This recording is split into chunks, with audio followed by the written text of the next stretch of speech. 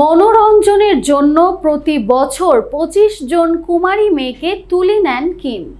উত্তর কোরিয়ার নেতা কিম জং উন সম্পর্কে চাঞ্চল্যকর তথ্য দিলেন দেশটি থেকে পালিয়ে আসা তরুণী ইয়োনমি পার্ক।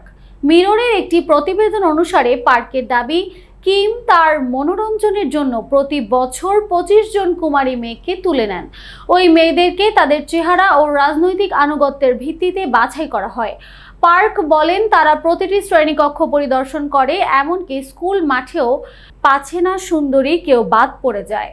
কিছু সুন্দরী মেয়ে পাওয়ার পর প্রথমেই তাদের পারিবারিক অবস্থা ও রাজনৈতিক অবস্থার খোঁজ খবর নেওয়া হয়।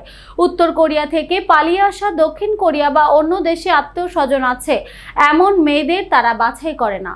তিনি দাবি করেন, মেয়েরা একবার নির্বাচিত হলে তারা কুমারী কি না তা নিশ্চিত করার জন্য ডাক্তারি পরীক্ষা করানো হয়।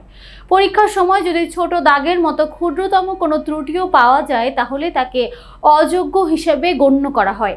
এত সব কঠোর পরীক্ষার পর সমগ্র উত্তর কোরিয়া থেকে বাছাই করা কিছু মেয়েকে শুধু পিয়ংইয়ং পাঠানো হয় কিমের মনোরঞ্জনের জন্য।